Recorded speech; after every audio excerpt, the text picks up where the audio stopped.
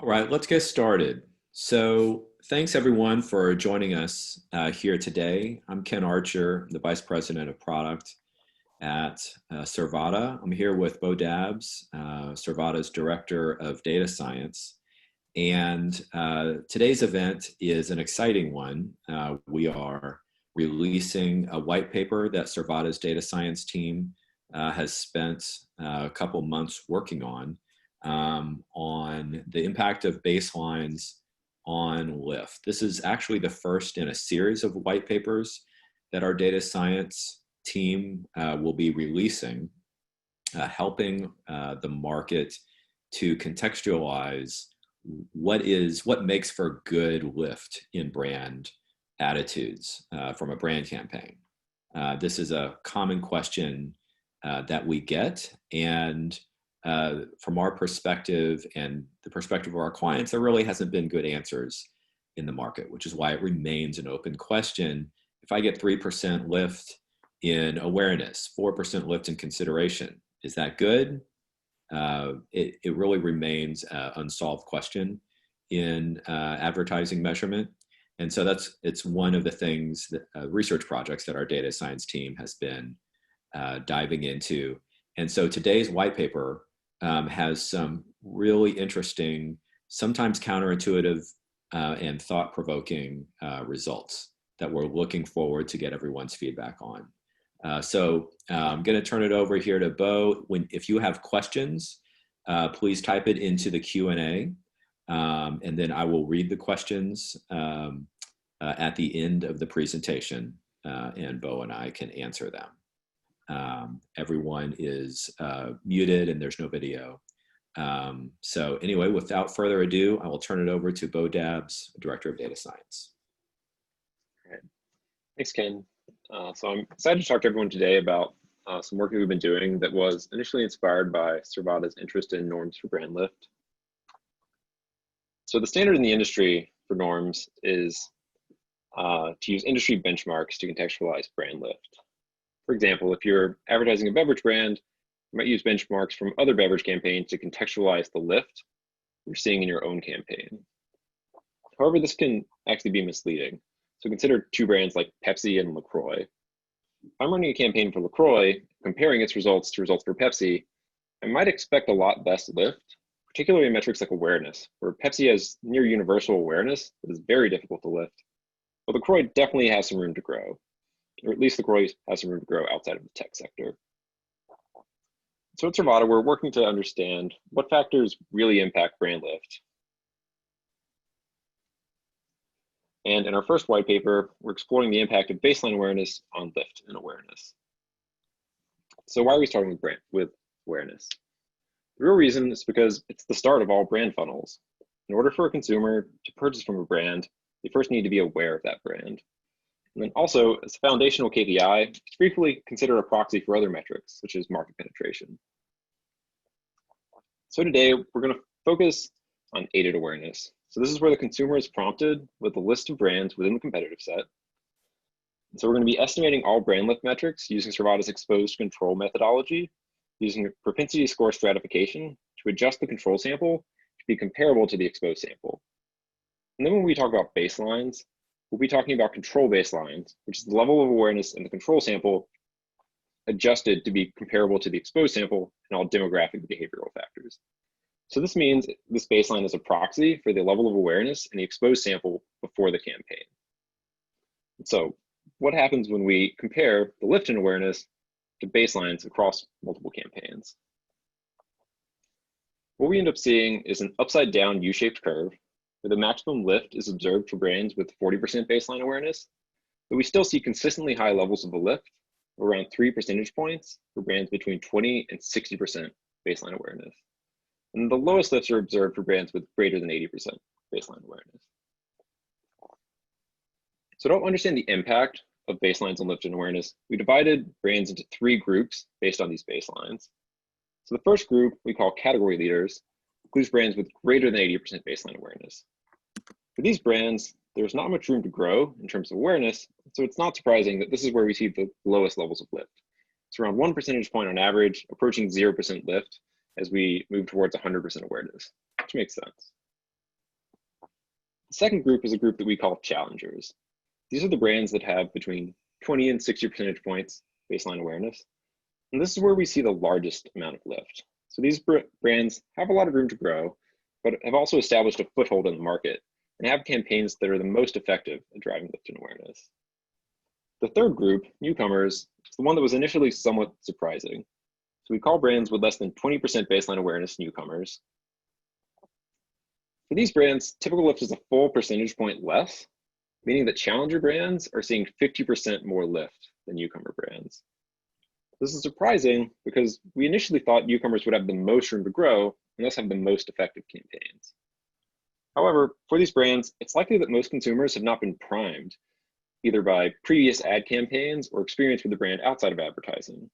So because of this, challenger brands are actually at the sweet spot where they have a lot of room to grow, but also have a solid base of awareness in the market, such that an interaction with a brand campaign is more likely to push someone from a subconscious level of awareness to a conscious level of awareness. And so, as with all research, research on what to expect for brand lift and campaigns is definitely ongoing. So there are many other questions we'd like to answer about brand lift performance. For instance, what else matters for contextualizing lift and awareness? So how does the age of a brand interact with baseline awareness? Are older brands with lower baselines easier or harder to lift? And what changes when a brand is in a niche category where the highest level of awareness you can ever expect is actually really small? But we also don't want to only contextualize lift. We also want to understand how to impact lift by learning what campaign factors are generally more effective. Are specific audiences easier to influence? And what is the impact of the length and size of a campaign on performance? And then we like to move further down the funnel to understand things like how do baselines impact lift and ad recall, consideration, purchase intent. In general, we want to be able to contextualize lift results across the funnel to help drive higher impact brand campaigns overall.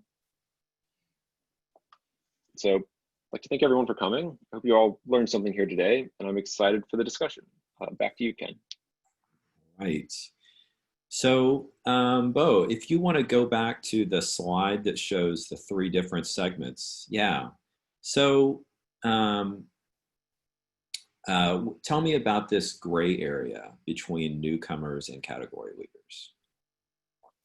Sure. So this gray area, so we haven't actually labeled it here, and it's really just something of a transitional zone.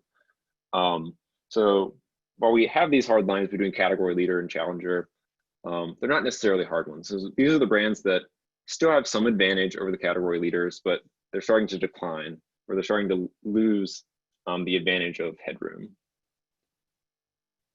Yeah, yeah. And so, is it fair to say then that on average, a challenger brand would expect 3% awareness lift, a category leader brand, 1%, and a newcomer brand in the middle at 2%. Yeah, that's correct, Ken. Yeah. And what is the shading? Does that represent confidence intervals? Yes, the shading is confidence intervals. So the darkest shade is a 90% confidence interval, and the lighter shade is a 95% confidence interval. Yeah. Yeah. If anyone else has any questions, feel free to type them into the Q&A. I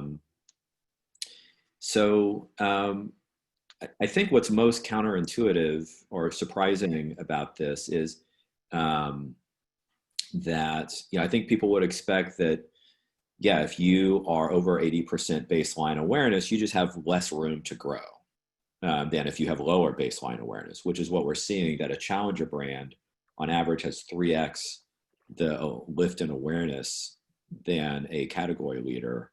But the newcomers, which have the most room to grow, they actually on average see substantially less lift in awareness than challenger brands. So a third less. So a challenger brand would see 50% more lift in awareness generally than a newcomer brand, even though a newcomer brand has the most room to grow. Tell me again what you think could be some hypotheses around why that is. Yeah, so our main hypothesis is just that sort of if you're a newer brand, consumers just have probably had less interactions with you in the past. And they're also less likely to sort of run into your product in the wild, you would imagine. So if Yeah. less people are aware of your brand, probably less people are buying your brand currently. And so you're not going to see it around as much. Right. So when you see an ad, it might not stick in your mind. Whereas maybe if you've seen someone else drinking a LaCroix before, but you didn't really know exactly what it was, and then you see an ad for the brand, you might say, oh, that's that drink that I saw my friend drinking. Right. Right. Right. And then be more likely to recall it when asked about it. So frequently I see norms or benchmarks that are specific to an industry. But what I'm taking away from this is that actually industry might not be, um, if you're going to look at one thing, that might not be the one thing you want to look at. In fact, there is a lot of variation. In this case, 3x the amount of variation within an industry in the amount of lift, at least in awareness, that you would expect.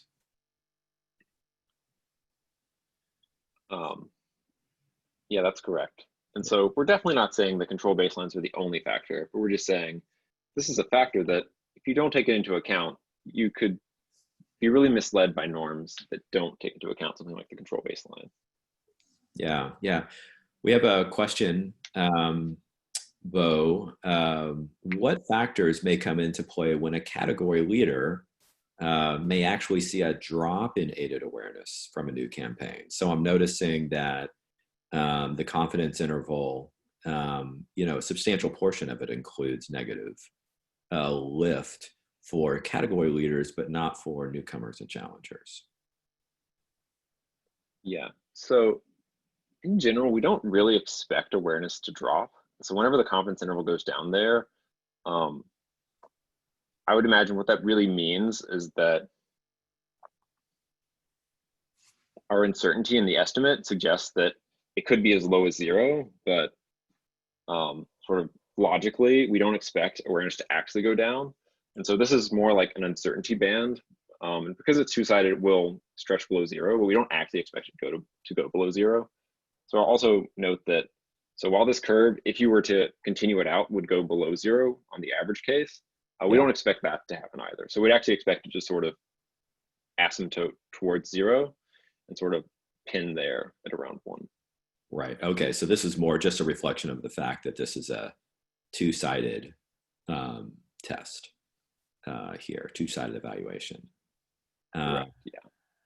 Another question, what does the curve look like for metrics like consideration, purchase intent, or favorability? We haven't done an analysis on favorability yet. For consideration and purchase intent, we actually see a much flatter curve. So it seems to not be as important for something like consideration and purchase intent as it does for awareness. Yeah. What are some of the other KPIs or other drivers of norms that you're considering, that your team is looking into? We're definitely looking at the primary purchase funnel metrics. So awareness, ad recall, consideration, purchase intent. We'll definitely start looking into the sort of secondary metrics like favorability and then probably familiarity in the future. Another one that is relatively common here at Survata is recommendation intent. Yeah, yeah. Another question. So are you saying that the reason that the newcomers don't show the same lift could effectively be a function of cumulative frequency? So by that, I assume we mean frequency of exposure. Yes, I think that's a possibility. That, I mean, a lot of times, sort of, even when you're doing one of these brand lift studies, you're usually trying to account for the impact of the currently running brand campaign. Yeah. But you actually expect that some of the control respondents, so some of the people that do not see that campaign, and some of the people that do see the campaign, actually have seen ads from this brand in the past. So you imagine that those will have some impact. Right. So more prior campaign. Yeah. Well, that gets to another question that we just got. What does control baseline mean in this context? So control baseline, what it really means is it's our weighted estimate of what the baseline for the exposed would have been pre-campaign. Yeah. Yeah. So for instance, at this 40% baseline where we're seeing the max, that's where we think, or where we estimate the exposed respondents, before seeing the campaign, 40% of them already were aware of the brand. Yeah. Got it. So,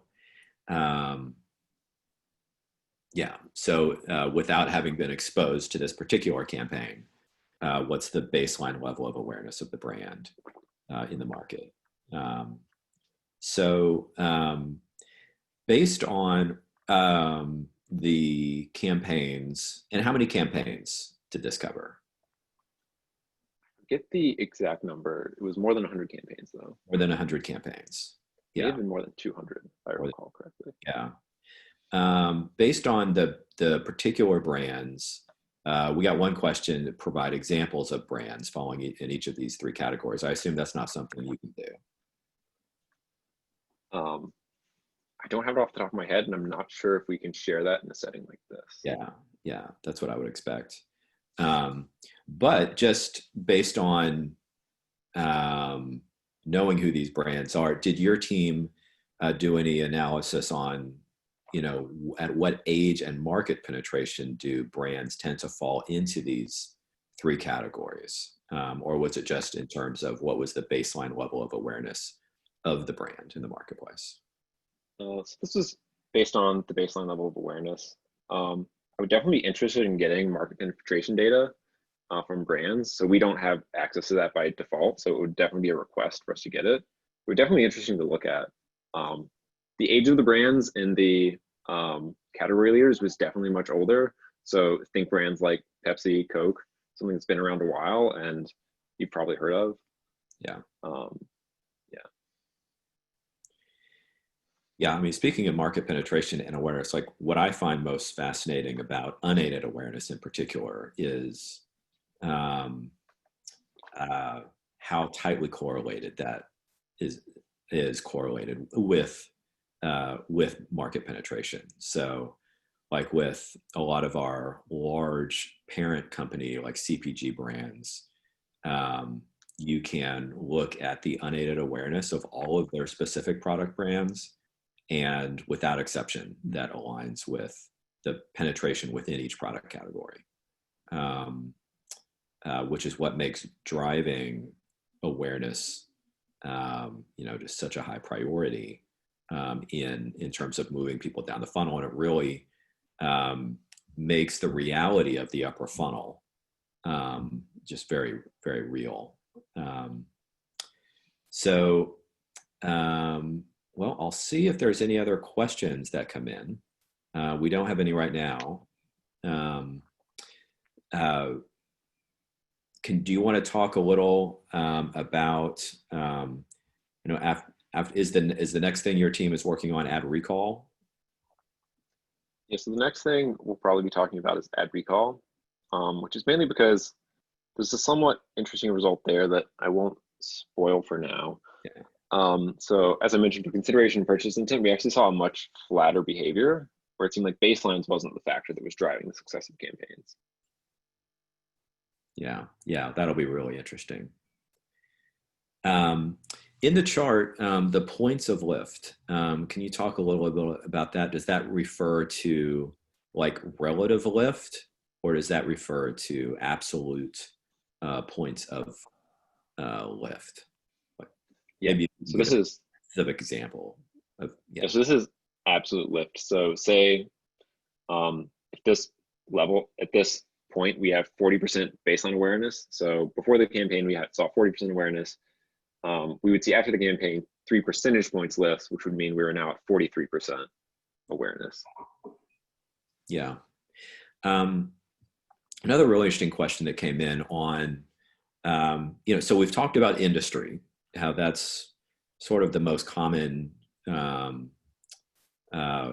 way of looking at norms. And this seems to call that into question, and to suggest that, well, maybe the positioning in the market, whether your market penetration baseline level of awareness is more as important or more important.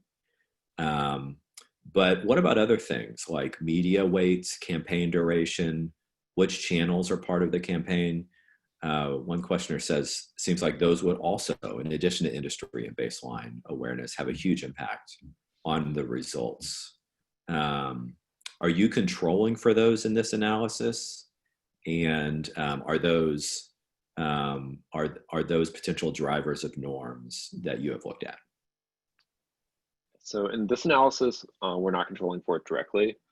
I will say this effect has seemed pretty robust. So when we do add some other things into the model, you still see an effect that looks like this upside down U shape with respect to baselines. We definitely expect like the real relationship is much more complicated. And so one of the next future things we're looking into is sort of including things like that. So a big one is just sort of the reach of the campaign, say, and also the frequency of the campaign. So are people seeing a lot of ads? And then also a reach of the campaign might suggest that sort of they've reached outside of their target audience and maybe seeing lower levels of effectiveness. So there's definitely a lot of factors here. And so while I'm not controlling for that directly here, that sort of gets sort of built into these error bars. So that's why we're not seeing perfect predictions. We're seeing error around it to a certain extent. Yeah. Yeah. Yeah, and you teased a little bit something that we're working on. So consider this a little gift if you chose to join this, that you might be seeing things around reach and frequency coming from Survata in the future, but you didn't hear it from us. So what kind of campaigns were evaluated in this study? For example, were they campaigns with awareness as a KPI or more response-based campaigns that were more focused on orders and purchases? So like, would you expect this curve to shift based on the intended outcome of the campaign? We might expect it to shift a bit based on that. So I believe all of these studies were brand campaigns. So it's possible they might have been focusing a little more on consideration or purchase intent, but they weren't like direct response campaigns. Yeah, so that is something we haven't categorized by. And part of that is that a lot of times it's hard to get people to nail down what their target is. So a lot of times they will say our goal is to raise awareness if we can, and then also consideration and purchase intent. So part of that is many campaigns don't have a like very clear purpose. Yeah, yeah. Do you see any lift correlation to the type of media, like mobile video versus display? We haven't split that out explicitly here, though there definitely isn't like an obvious effect. So there could be a relatively small impact, but we didn't see a huge effect. Something like a cluster of things that were higher and was like video, and then a cluster of things that was smaller and was more in-app or display. That's another kind of counterintuitive result that we've seen sometimes, is like in general, we see more attitudinal lift from video versus display because it's more immersive, but not always. There are campaigns where a brand will get more attitudinal lift from display over video. Do you know what any of our kind of the hypotheses are, Bo, of why that is? Could be in part, this is mainly focusing on awareness, and maybe awareness is sort of more about did something stick in your head as opposed to did it sort of change your opinions that already existed to a certain extent. So if you look further down the funnel, I think it might have more of an impact on something like consideration and purchase intent. Yeah. No, it's interesting how sometimes people view the different brand lift KPIs as kind of homogenous, right? When in reality they're different in some important ways. Like for example, whether it can go down. you really can't have awareness go down, what we were talking about earlier, but you can definitely have favorability go down as a result of a campaign. Also, the extent to which it's a zero-sum game. Some attitudes, a lift for one brand means can take away from another brand, but not for other attitudes. So a lift in awareness for one brand doesn't really reduce awareness for another brand. But for more down funnel attitudes, it would be a little we see more of a zero-sum game when we look at the outcome across brands. So it's interesting how each attitudinal KPI you measure is like structured very differently. So we got a question about audio. I know we have an increasing number of people running audio campaigns and audio publishers, streaming and podcasts, doing brand outcomes measurement with Survata.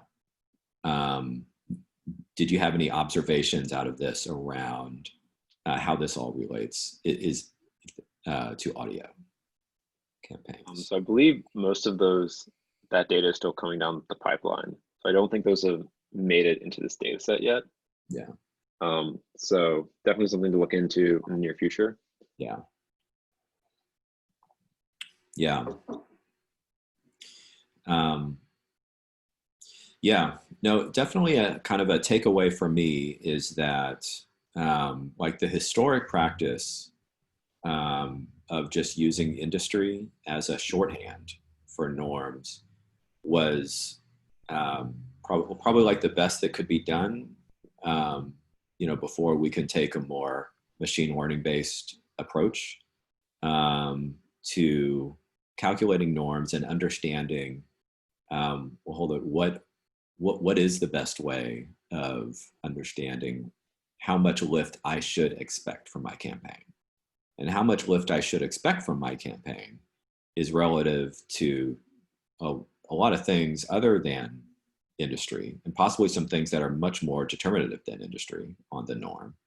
And those things that shape the norm are likely different from KPI to KPI, which I think is really fascinating.